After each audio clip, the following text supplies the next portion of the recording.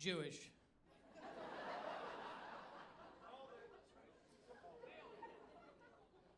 Culturally Jewish, which means I don't practice the religion of Judaism, but I do have this face.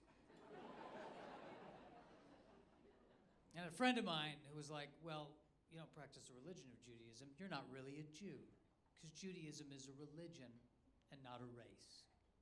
Therefore, you're not a Jew. Guys, my face doesn't look this way because I pray hard. Judaism is a lot of things, okay? It's a religion, it's a race, and as far as I'm concerned, it is a mental illness that I've been suffering from for 41 years, and there is no cure. I'm originally from Colorado, and you are correct to not give any love to that place. I can't stand it. I can't, because people come up to me and they're like, oh my God, you're from Colorado? Oh, it's so beautiful up there. Oh, there's the mountains and the mountain biking and the spelunking and the air is just so clean. We're Jews. We don't care about nature. It took us 40 years to get to the promised land. 40 years. 40 years. I looked up the actual geographical distance that it took for Moses and his people to get from Egypt to Israel. And I realized, first of all, they're right next to each other. It took them 40 years to go 250 miles. That is like taking 40 years to get from here to Fresno. And the whole thing about, oh, God forced the Jews to get lost. No, we got ourselves lost. It was 40 years of us going around the same mountain over and over again. Moses turning to Joshua going, do you know where we are? And Joshua's like, I'm a Jew, I have a law degree, what do you want from me? I appreciate that you're listening to me right now because I can't stand the sound of my own voice. Because it's male, but it's not masculine.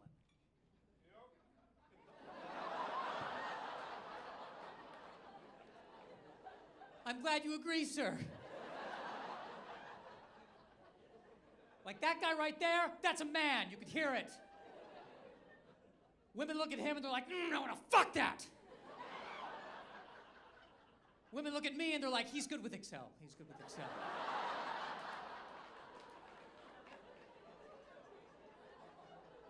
I'm a man the way a Chihuahua is a dog. I don't have the kind of manly voice that can be like, they will take our land, but they will never take our freedom. I have the voice that's like, they're taking the land. And I've triple-checked the freedom as well. And the women, they're taking the women. They told me I'm one of the women, they're taking me. We got 12 minutes and they're taking everything. Put the sword down, you're gonna hurt yourself. It's fine, I'm not a threat. I'm not, like I was at a party 10 years ago, last party I was at. I was talking to a girl, it was going well. This guy walks up, puts his arm around her, it's the boyfriend, and he gives me this look that's like, she's mine, don't you dare. Do you understand how flattering that was? Like at that point I was more interested in him. I was like, get over here, what about me do you find threatening? My voice, my body, my essence? Am I giving off big dick energy? Am I giving off big dick energy? I don't give off big dick energy. I give off small dick pleasantness. Am I right, sir? The dating, I don't date. I opened up my Tinder. I'm 41 and I looked at my Tinder and I realized I was looking at women age 18 to 40 and I went, oh, that is inappropriate. That is unacceptable. So I changed it and now I'm only looking at 18-year-olds. And I changed it. So I was only looking at 40-year-olds, and I'm sorry, it got sad. It just kind of got 40. We don't belong on Tinder.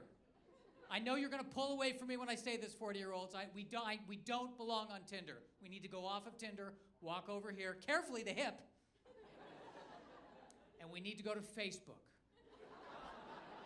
That's where we belong, where it's not about the photo, it's about the rant. Then there's eHarmony.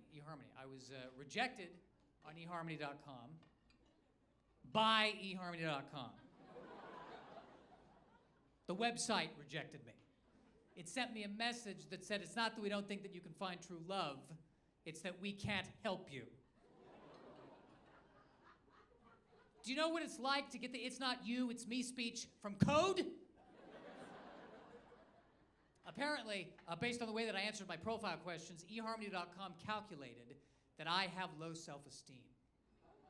But here's my question. If I had high self-esteem, why would I need to be on eharmony.com? I would not need eharmony.com. I'd be like, ladies, you, me, Honda.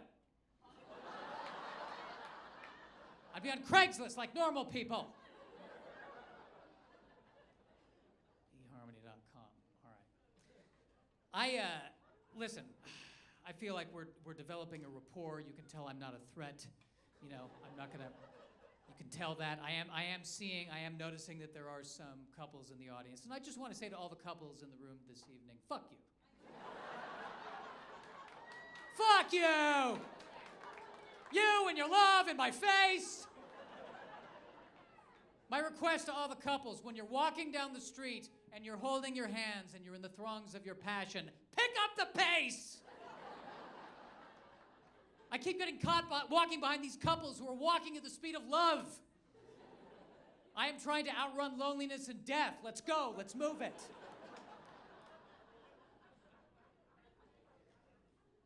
All right, yeah, developing a rapport. I feel like I could be a bit vulnerable with you. I'm gonna be honest with you. I didn't lose my virginity until I was 32 years old. Yeah.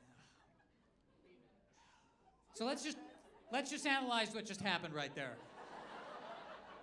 Did you feel the souls of 500 people just leave the fucking room? Everything went soft as soon as I said that. I'm not lying when I say this either, because people will come up and they'll say, I don't believe you. I don't believe you. I think you're still a virgin. But it's true. I lost it to a real-life human female, Godzilla opening weekend 2012, 10:35 p.m. Pacific Standard Time. She sends me a text. She says, are you really a virgin? I say, yes. She says, how far have you gotten? I say, this.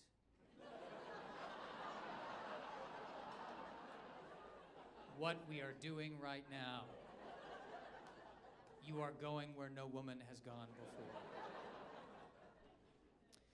There was a mirror in my room, and I thought at one point I would look over to see what I looked like while I was having the sex. And that was a mistake.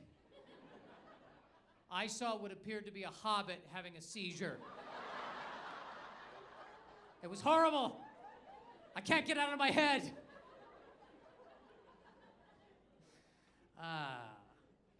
I wanted to lose it in college. I didn't have sex in college, and I was a theater major.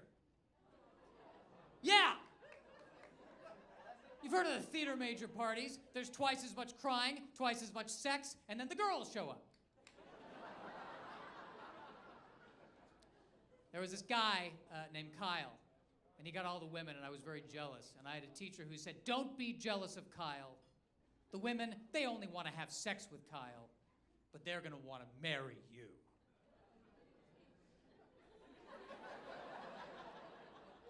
I think they are going to want to marry me and continue to have sex with Kyle. I love when people ask, well, why did you choose to wait? And I'm like, thanks for thinking it was a choice. Like I'm at home going, well, I could have pussy, but Star Trek Enterprise is on. Scott Bakula was in Quantum Leap, now he's in Star Trek. Get that pussy out of my face! I gotta focus! But it was fear. It was fear that prevented me from doing what I want to do. And I heard this quote that I want to share with you. That says, don't go through life trying to avoid getting your heart broken, because it will only break from loneliness anyway. So if there's someone that you want to ask out tonight, do it tonight. get laid tonight. Because if you do, it will be because of a quote from Star Trek Deep Space Nine. You guys have been great. My name is Joshua Snyder. Thank you very much.